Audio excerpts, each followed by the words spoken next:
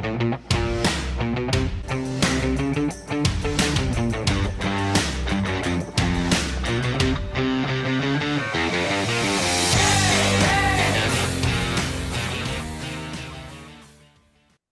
everyone, to the Rosie and Bill Show. Our guest this week is making an encore visit here to the show. He first joined us on a very special day last July, his 50th birthday, and we've been looking forward to welcoming him back ever since. So please welcome back to the Rosie and Bill Show, singer, songwriter, and a true American original, Creed Fisher. Creed, welcome back, sir. Thanks, Bill. Thanks for having me.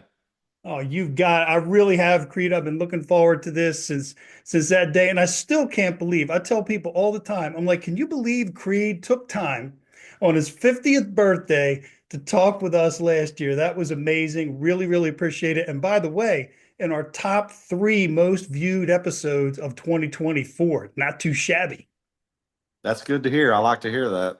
Yeah, no, so did we. We appreciate it. Now, Creed, tonight I'm really looking forward to having more of an in-depth conversation with you. Obviously, we didn't want to keep you too long from your birthday celebration that night.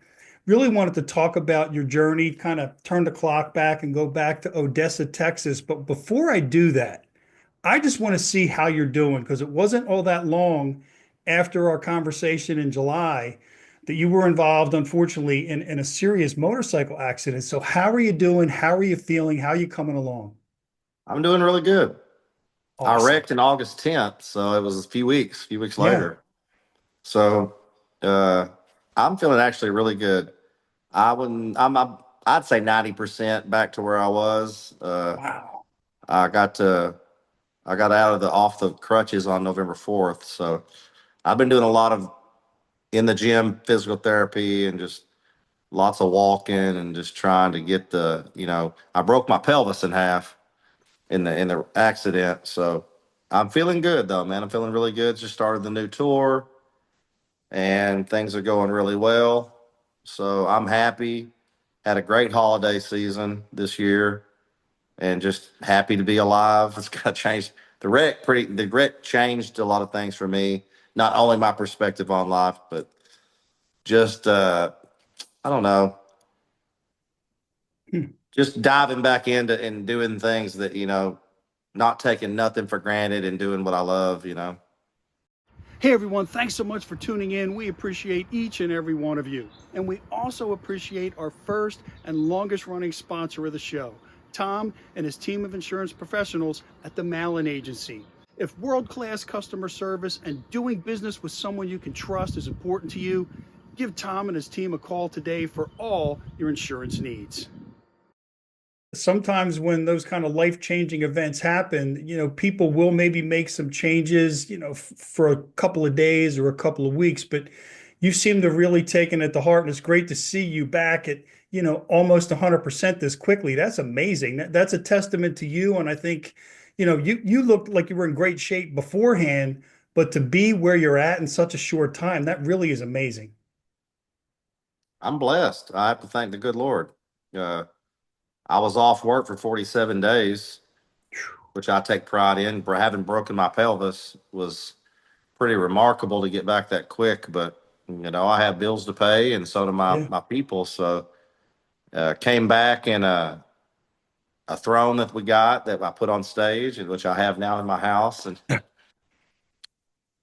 and just did what we had to do to get back on the road. And this year, I'm just picking right back where I left off. I'm in better shape than I've been in a good minute. Feeling good and healthy, and you know, cut back way on the drinking since the wreck and stuff. Uh, just feeling really positive about where everything's going. So Wow. Well, that's great to hear, Creed. And I'll tell you, and I'm going to come back to it, but I did see in terms of your tour schedule and some other things, you are definitely staying busy, and that's great to see. But what I really like to do, as I mentioned a couple minutes ago, is kind of turn the clock back and take a trip to West Texas, Odessa, where you're from, and just kind of talk a little bit about what it was like for, young Creed growing up in Odessa and how that helped shape you ultimately in the person you've become.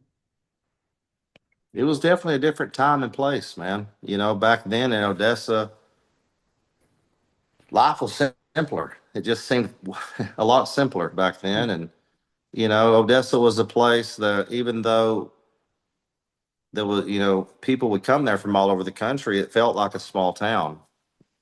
And it felt like it was in the country, even though it was really, we were in the middle of the desert. You know, so uh, back then when I was growing up, it was just the Wild West out there. Hmm. And it was fun. I enjoyed growing up out there. We grew up doing a lot of things outside. You know, we'd leave the house when the sun came up and come back when the sun was going down. You know, it was back in those days where Yeah, parents didn't have to worry quite as much about their kids when they left. And it was one of those, you know, neighborhoods where you were going to have to fight your way in and fight your way out. You know, I probably had 50 fist fights before I even got into school, oh just wow. running the streets and the little gangs, you know, little group of like uh, the rascals, I guess, you know, if you think about it. But it was just a simpler time out there in West Texas, and we grew up independent out there, you know, loving football, Friday Night Lights, and I grew up to become an oil field journeyman electrician, and I did that for 23 years, which is I think why I relate and my music relates to a lot of people who work hard for a living, life of a working man, people who love our country and who want Yeah, to see our country succeed and want to see our country go back to the values that we know it needs to be founded on, you know. sure. So Yeah, and speaking of which, Creed, you also served our country. You served in the army as well. right out of high school, Hmm. I was just at a time in life where I needed discipline. And so I went into the army in 93 and was in Fort Leonard Wood, Missouri, and Fort Lost in the Woods. So I stayed in trouble the whole time. I got out in 96, and that's when I went back to Odessa and ended up meeting my future wife and had my daughter, JC, Wow. Well, 21 years old. So yeah. Well, Creed, I'll tell you, first and foremost, thank you for serving our country. I have so much gratitude for anyone who has served our country, and I appreciate you doing that.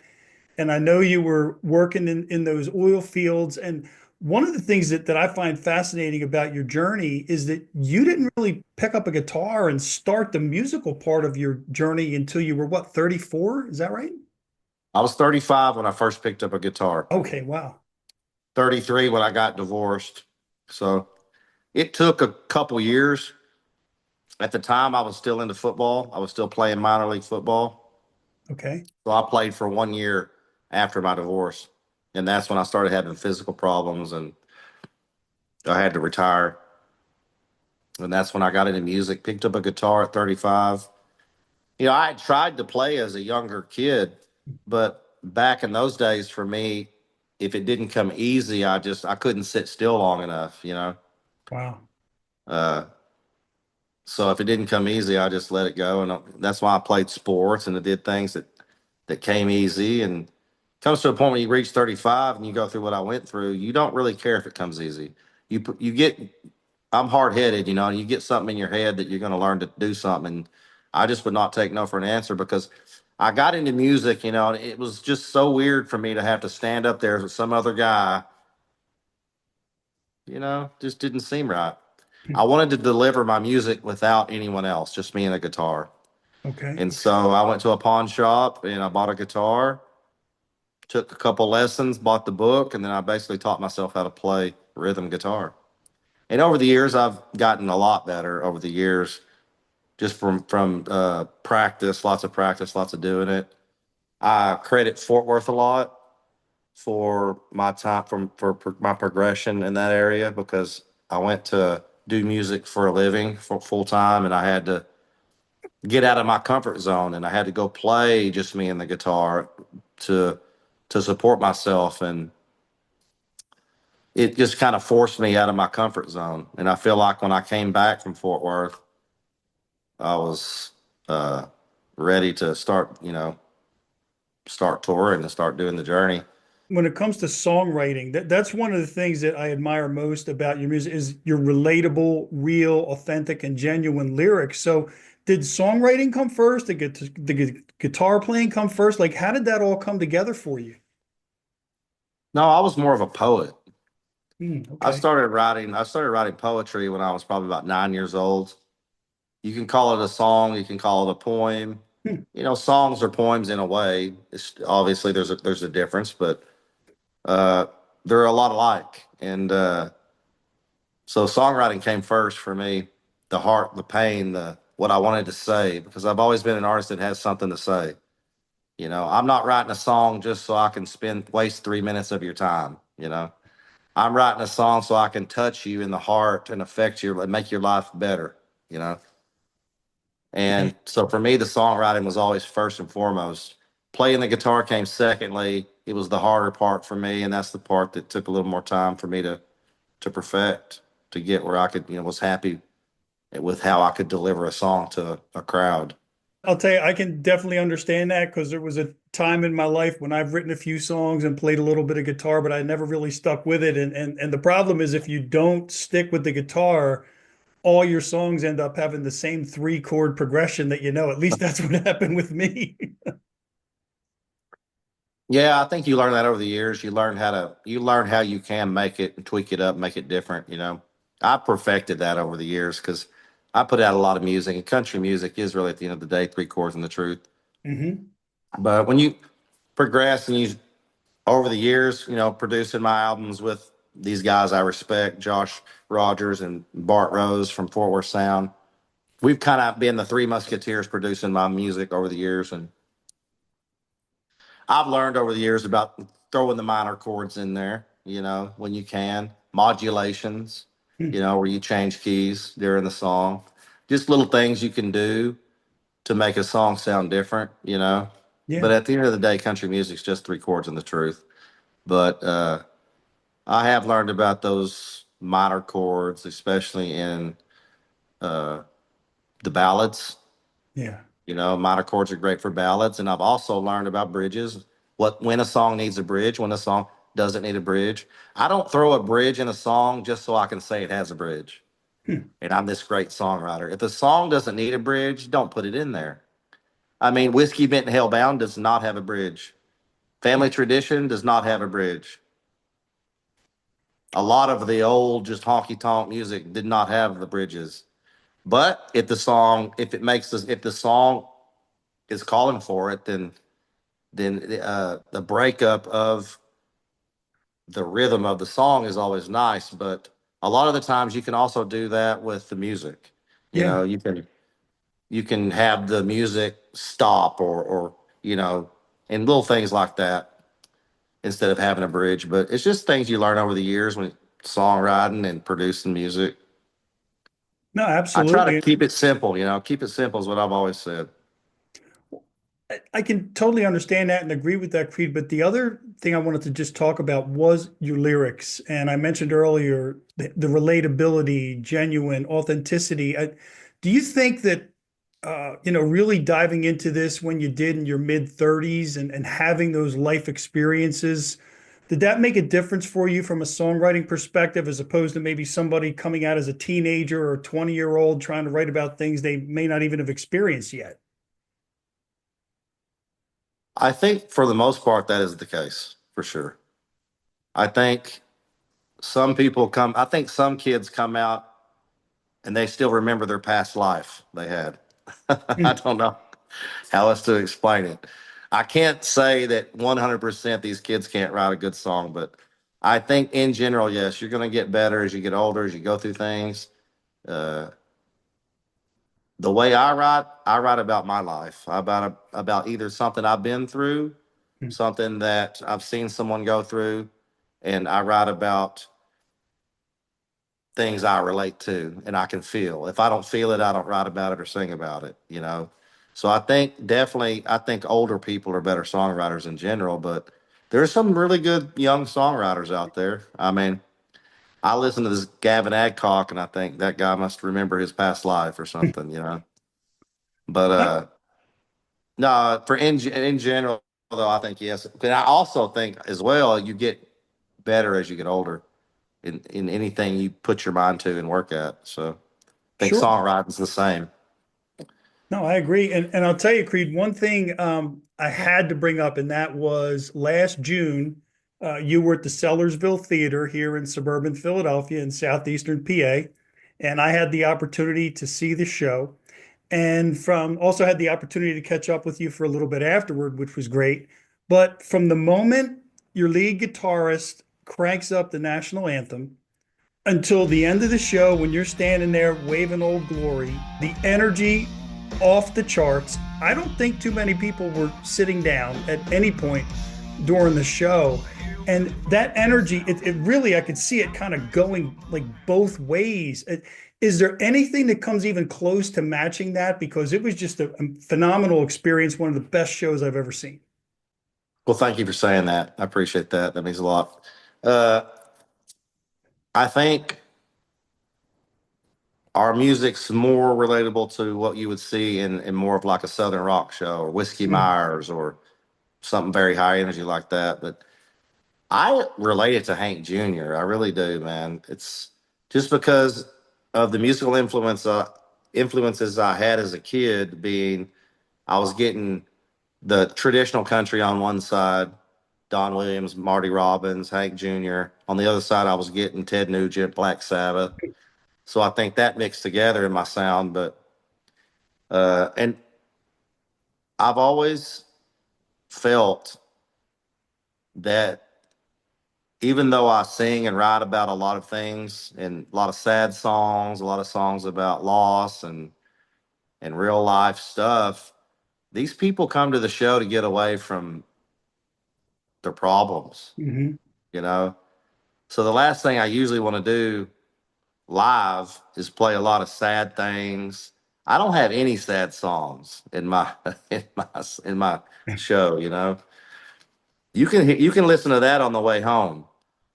I have all the upbeat party stuff. Now I do play some, you know, songs like "The Way That I Am's" the waltz, but it's an outlaw country song. You know, it's gritty. It's just got a lot of heart and grit in it. And besides that, I try not to slow the set down too much.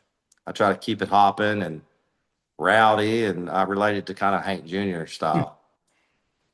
No, that's a great point. Like I said, you know you're at a phenomenal concert when people rise to their feet when you come out on the stage and stay there until 10 minutes after you're gone because they're still hoping for one more encore. Yep. You don't see that often, for sure. No, and that's I take pride in that. I really do, and it's kind of strange sometimes as you know because as you grow, you start playing these theaters. You start out in these honky tonks and in theaters. Some of the times it's all seats. You know, now I have played a few theaters where they had an open general admission part. I like that better personally. But then you start playing arenas. Like I played my first arena with Brian Martin last week, and Hmm. you know, it's all seats. So, but people still get up and they come to the front, and then they start arguing over sit down or stand up. But I prefer the honky tonk scene, but I just take a lot of pride in the fact that people can't sit still when we play. I think that's the key. If your music doesn't make people move and make people think, it might be time for a checkup of some sort. Yeah, That's kind of the way I look at exactly. it. Yeah. Now, I Creed, agree.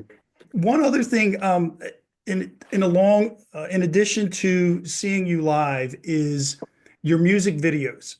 I love every single one of them, and God only knows you've put out a lot of them over the years. So, how much are you involved in the creation of the video, the themes, the stories, the shoots, like all of that stuff? Because every single one is as good or better than the other. I'm very involved in the videos. It's a lot of fun for me, you know. There's certain things I don't like to be involved in, like booking. I'm a horrible booking agent. I'll turn around and pay you. Next thing I know, I'm paying you to play, you know. So they keep me away from the booking agency side of things, but I love the artistic side of things, the creation of the music and the videos. I'm pretty active in the treatment process, but then I also know when to let the other people uh, voice their ideas, and we all mix them together and come up with the best video you know, we can come up with all together as a team. But Sure. for instance, my video Between Heaven and Hell for my new album, I have a vivid scene in my head of me on the bus with a bottle of whiskey and about 8 or 10 hot chicks in leather, you know, smoke permeating with some nice lighting. Other than that, this is where we all put our brains together. But I try to stay very active in the videos because at the end of the day, that stuff's going to be left there when I'm gone. So I want to Hmm. make sure I turned my back one time and some things got in there that I didn't realize, and that will never happen again. Oh, wow. Yeah, I can only imagine turning turning on your computer or the TV. It's like, whoa, where'd that come from? Yeah, it slipped past me, but lesson Oh, learned on that. I took a glance at your tour schedule, and you've really got a lot of shows coming up here at the end of January, February, going into March. So what's it like being that busy again? How cool is that? I love what I do, so it's fun to. I think as the year progresses and we go through, the different seasons of the year, there's always a different vibe for each season. Hmm. Spring has a different vibe than fall. And I feel like coming out of the winter season's always a little bit of an excitement. Oh yeah.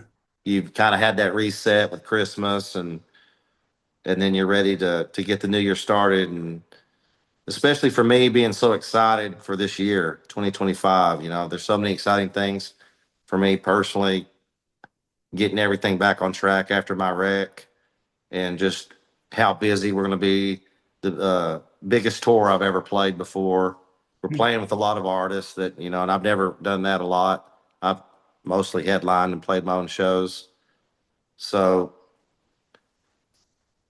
I am just really excited for this year. Uh, Everything's in place for me to actually be able to enjoy myself and enjoy the road, and I'm just looking forward to it, to getting out there and having a very special year with the fans. Yeah, and I know they're looking forward to it as well, Creed. So, new music. You just talked a little bit about that. So, what can we expect, and what can we look forward to in terms of some new music here in 2025? Well, I've been working for a while now. I didn't put an album out, original album out last year, which is the first year in 10 years that I hadn't put an original album out. But so I've been kind of just nose to the grindstone working, and I'm ready to put out I have two albums coming out this year. Oh wow. Between Heaven and Hell is the new album. It's 24 songs. We're going to do a double vinyl, which I've never done that before. Double CD, 24 new songs. There's one cover on it, Feeling Better by Hank Jr., which I felt was appropriate coming out of my Oh wreck, yeah. you know. And then I've got another album behind that called Last of a Dying Breed. So 36 new songs this year. So a lot of new videos, a lot of new content, getting into podcasts and comedy and nutrition and all kinds of different things, man. Do you have any time to Movies. I'm sleep? gonna be. I'm fixing to be in a movie, Oh so wow. Oh my it's. God. I'm staying busy. Wow. Now, in terms of like podcast, movie, are those things you can talk any more about, or are those some things you have to wait, or what's that look like? Yeah, it's all in the early stages. I just got the script for the movie. I can't really talk much about it until I Okay. see if I'm going to take the role or not. But as far as the podcasts go, I'm going to be doing a lot of podcasts, more than I've ever done before this year, leading up to the new album. I can't really talk about where and when and what, but Okay. Just on the marketing side, just we're going to be doing a lot of that stuff, getting ready for the new album Between Heaven and Hell. So most songs I've ever put on an album, 24. You know, it's for me that's a lot of songs. You know, I think for anybody, that's a lot of yeah, songs. probably the only time I'll ever do that again. But I'm excited, man. A lot of good songs on it too. I think the quality of my music just always stays good. You know, Well, I it know the fans absolutely are does. super excited for this new album. I played it quite a bit, probably more than I should have on lives when I've been live with my fans and stuff. I let my fans go behind the scenes a lot, probably more than any other artist does in the studio, and so it's a big year, man. I really have just this passion for the actual releasing of the music. So when that album drops, I'm gonna be in like Christmas morning for me, basically. Yeah, and it's going to be Christmas morning for your fans, Creed, because I have to tell you, there are so many artists out there. And, I love a lot of different genres of music and have a lot of favorites. But there are times when if you buy an album, not even 24 songs, if there's 10 songs on it, there's two or three good ones. There's some fillers, there's some throw-ins, all that stuff. But every single one of your CDs or the digital copies that I've purchased or seeing you live at Sellersville last year, there's no drop off. The songs may be different, the tempos may be different, but in terms of quality of the overall song and the lyrics and the message, I've never seen anything or heard anything that consistent. And that's why I'm just such a huge fan and really appreciate having the opportunity to welcome you back. And I think that since you've got all these other things in the works, we're going to have to do it again before the end of 2025 to, talk about the other new things you have coming out. But I, I'd be remiss if I didn't ask you a question that I've been thinking about as we're having this conversation. And that is, if you look back at everything you've done thus far and everything you've been through, what are you most proud of? I'm most proud of the fact I didn't quit, Hmm. no matter what I went through. You know, I never quit. I've been through so much that you wouldn't believe it. I could sit down with you for a good few hours, maybe a good day, and tell you the story. It would take that long. I mean, Wow. all the things and the twists and the turns. I'm going to write a book. I'm in the process of writing a book about my life, but I'm not going to publish a book till we have an ending. You know, we're still waiting on an ending, but I know the beginning and I know the middle. And it's a long story. It's a funny story, very entertaining. I always say my book's going to be entertaining, inspirational, and dysfunctional. So, but just working on that, you know, and I'm in a very good place personally, just ready to really take that next step in my career. But I take pride and I've always taken pride in the fact that, you know, every song on my CD was good. But I think on this album, I think it really shows because when you stack up 24, you know, and they're all really good, it's really powerful, I think. I'm curious and optimistic to hear what Derek Warwick has to say over at Country Music People magazine. Hmm. He's the guy over there that's always reviewed me at Country Music People magazine, and I'm curious to see what he thinks about the new album. Now, is there a projected release date yet for it, for the Yeah, album? it's coming out May 23rd. Oh, okay.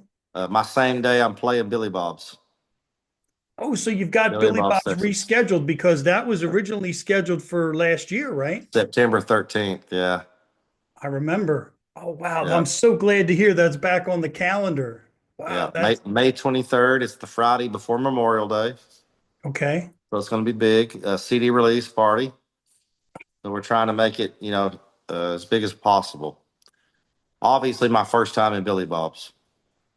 I know how much that means to you, and I'm just so glad to hear that there's another date on the calendar, CD release party. Man, it doesn't get any better than that. It doesn't. It just all worked out really well. And I'm just so thankful, blessed. You know, I'm very I call it spiritual. I'm very spiritual, and I just bless. I thank God that everything, that my mistakes and my stupidity didn't cost me my life, not only that, or my career, or my leg. And now I'm in a position where I can learn from it and get better from it. And I'm just obviously Billy Bob's is a Texan. I'm a Texan, so it's the biggest honky tonk in Texas, and Yeah. it's the pinnacle, it's the pinnacle. It's when you can. I mean, you can't say you've made it, and there's different ways of making it, but you can't say as a Texas artist that you've made it if you've never played Billy Bob's. Hmm. So I'm excited not only to play Billy Bob's, but to see how well we can sell the tickets, and if we can sell out, and then going out there and putting on a heck of a show, getting the CD out, and just moving on with this year, man. It's such a good year for us. No, absolutely. And so many milestones and so many fun things happening. Now, Creed, I have to circle back real quick though. Did I hear correctly at some point earlier? Did you say something about comedy? You were going to be doing something with comedy? Yeah, on my YouTube, on my Okay. podcast. I'm gonna be starting a podcast. Yeah, Okay. Yeah, because yeah. I heard that. And the only reason I asked was I'm actually taking a stand-up comedy class right now. So when you said that, I'm thinking, oh, okay, cool. It's a nice therapy. I love comedy. Yeah, me too. I've gotten so drunk a few times I had to tell jokes instead of sing. So that came in handy. Well, no, I But understand because my throat unfortunately doesn't cooperate with me very well much anymore. So I can't really sing that much. So I'm trying to tell jokes so I can at least still be behind a microphone. it's tough, man. Telling jokes and being a comedian's harder than what I do singing songs, I think. Yeah, I can tell you, Creed, after taking a class for a couple weeks and really having, there's been some great comedians I've had the opportunity to have on the show, and I just have so much respect for what they do because it's just you and and they either laugh or they don't laugh. There's no music to cover you, if you go flat, I have a whole new respect for those guys and gals. Me too, man. Because I can get on a roll from time to time. I'll get on a roll and be the funniest guy you've heard in a minute, you know? But then again, I'm not on the spot. You put me on the spot, I'll be like, let's go eat. Yeah, yeah, You because never know with comedy. Yeah, because you figure you might have people come up to you and say, "Hey, can you sing me a song or sing part of a song?" That's one thing. But when they come up to you and they say, "Hey, tell me a joke," Oh, I think that's pressure in its toughest form right I there. just start quoting Cat Williams at that point. Oh, you can't go wrong with that. That's great. All right, so Murder? I'd known him for 2 weeks. He wouldn't do something like that. Things like that. yeah. All right, so Creed, I have one last question for you. Kind of a philosophical one, kind of like we talked before about what you're most proud of, and I appreciate the answer that you shared.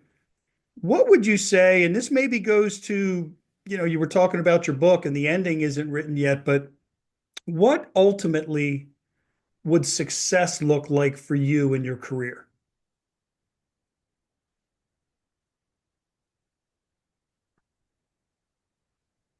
Well, number one, having a home, being able to buy a house. Hmm. I'm fixing to be able to buy a house for the first time. And I don't talk a whole lot about it right now because I'm going through the divorce. And obviously, you don't buy things when you're going through divorce. You're on hold. You're in a holding Yeah, pattern at that point. But sure.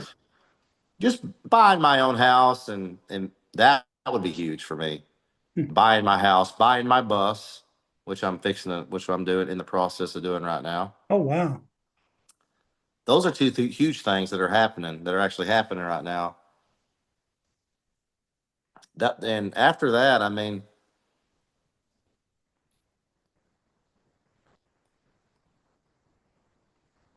I don't know. Hmm. I don't think I could. The way I judge success, I don't think I could really be more successful than buying my own house, buying my own bus, having my own stuff, and then obviously just good Lord willing, I'll take the life side as far as I can. I'm already happy with the live side, of the music. So I feel like just for me, just growing up and for me personally, just to quit having the drama and the I was really wild in the early part of my career, man.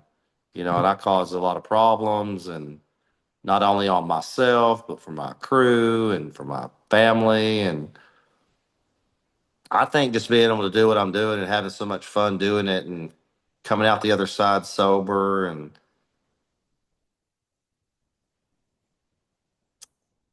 Yeah, I don't just think there being could able be a just better just being able definition. to being Yeah. able to tour in general, I find that to be success. Yeah, and Creed, I apologize for interrupting, but I just have to tell you, I think for what it's worth, just seeing, how you bring joy to people and how your music impacts lives and how you've grown and reacted and adjusted and done the things that you're doing. I don't know of a better definition. I really don't, than just simply what you're doing and how you're doing it now. So, and I want to thank you for that. I think for me, success is progression. Hmm. You know, just to keep progressing because I feel like I've found success. I mean, I did a song with my buddy Frank Foster. I played a show with my buddy Frank Foster. I have sold out shows, and I feel like for me, success is progression, and the only Yeah, failure is regression.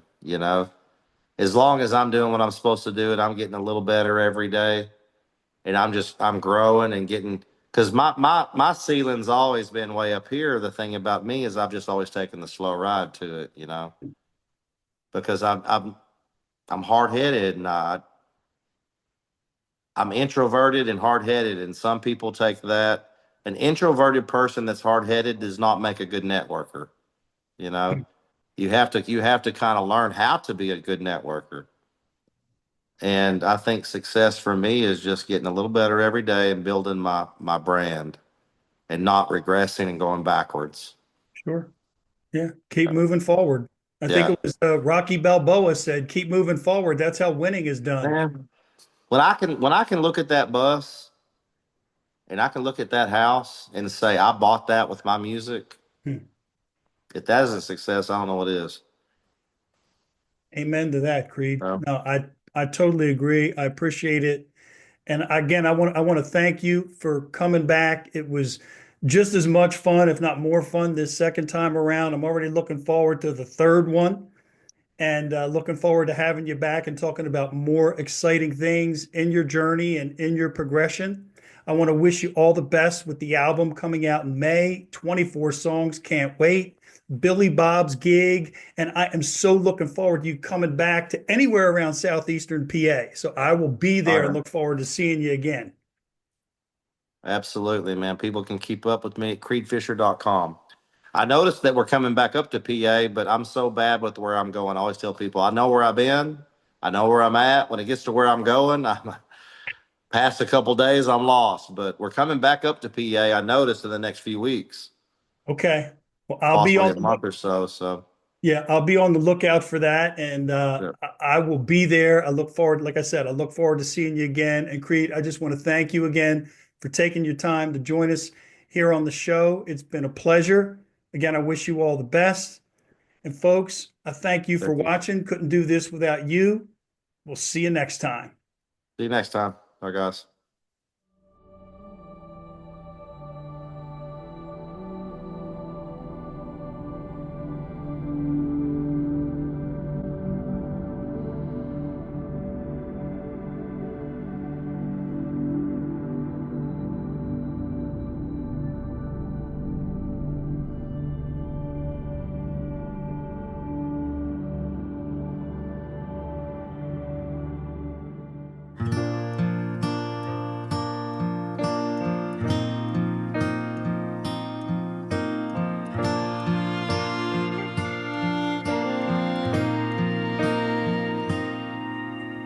Freedom ain't free, that's where I stand.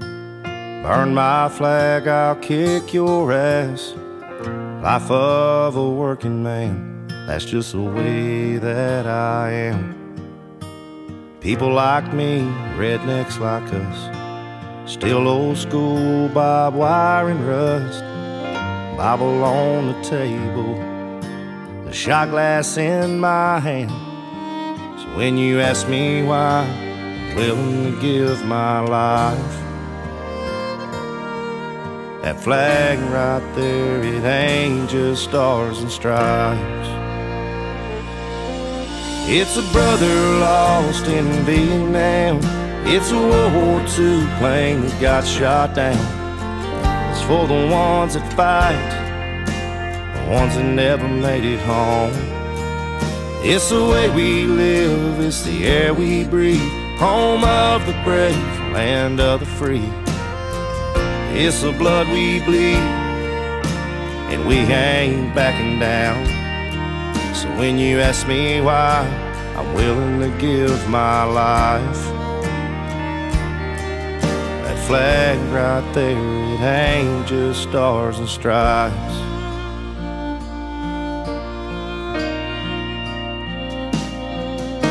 I love this place called USA. You can't change my outlaw ways. Brings out my fighting side. That's why the devil knows my name. I miss John Wayne, ain't scared to bleed. Rebel in the South in me. We don't need your hand out here in this blue-collar town. So when you ask me why, I'm willing to give my life. That flag right there, it ain't just stars and stripes. It's a young kid's dad we'll never see again. It's something some people don't understand. It's for the ones that fight and the ones that never made it home. It's the way we live, it's the air we breathe, home of the brave, land of the free. It's the blood we bleed, and we ain't backing down. So when you ask me why, I'm willing to give my life. That flag right there, it ain't just stars and stripes. It's a gold star hanging on a mama's wall. All gave some, and some gave all. It's a brother lost in Vietnam. It's a World War II plane that got shot down. It's for the ones that fight and the ones that never made it home. It's the way we live, it's the air we breathe, home of the brave, land of the free. It's the blood we bleed, we ain't backing down. When you ask me why, I'm willing to give my life. That flag right there, it ain't just stars and stripes. That flag right there, it ain't just stars and stripes. This week's episode has been brought to you by Doherty & Company Insurance Services for all your business and personal insurance needs. Our friends at Tennis Addiction in Exton, PA. And the Malin Agency, where exceeding expectations is how they do business.